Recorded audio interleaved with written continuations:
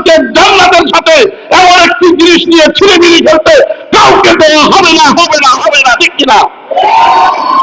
তাহলে সেই ভিত্তিতে প্রস্তুতি নেন, ভোট কাকে দিবেন? কারা এই ঘোষণা দেয় যে আমরা শরীয়ত অনুযায়ী দেশ চালাতে না পারলেও কোরআন হাদিসের বিরুদ্ধে কোন আইন করব না এবং আল্লাহর উপর পূর্ণ আস্থা ও বিশ্বাসের ভিত্তিতে দেশ পরিচালনা করবে, এমন ঘোষণা যারা দিবে তাদেরকে আমরা নির্বাচিত করে আনবো, ঠিক কিনা? আর যারা বলবে যে আমরা কখন বললাম শরীয়ত অনুযায়ী দেশ চালাবো, যারা বলবে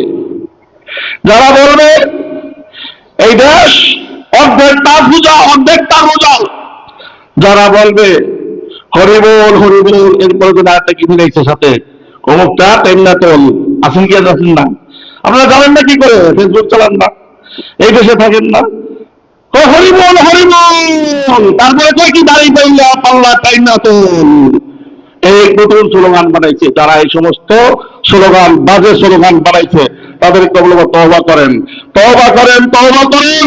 যদি তওবা না করেন তাহলে কওমি আলেম ওলামা বাইতুল আমান মাদ্রাসার ছাত্র শিক্ষক কেউ চুপ থাকবে না, সকল মানুষকে একসাথে নিয়ে আপনাদের বিরুদ্ধে তখন কথা বলতে বাধ্য হবে, ঠিক কিনা? এজন্য নিজের ইমান ঠিক রাখেন, জনগণের ইমান ঠিক রাখার ব্যবস্থা করেন। ক্ষমতায় যাওয়ার জন্য ইমান নষ্ট করা যাবে না, যাবে না, ঠিক কিনা? এজন্য আমার আকুল আবেদন থাকবে, যেখানে যে ভাইরা গালাগালি করলে কিচ্ছু আসে যায় না ভাই, না নিজের ফায়দা না মানুষের ফায়দা, নিজের বিবেকটাকে জিজ্ঞেস করেন।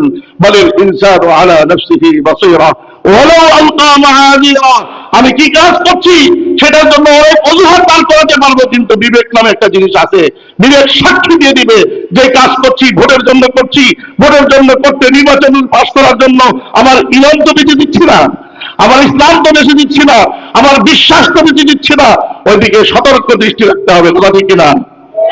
যদি কেউ আপনাকে বলে যে কি এই দেশ অর্ধেক তার পূজা অর্ধেক তার রোজা, এই দেশ এই দুটাকে মিলে বাংলাদেশ, এই কথা যে বলবে আর যাই থাকুক না কেন সে মুসলমান থাকবে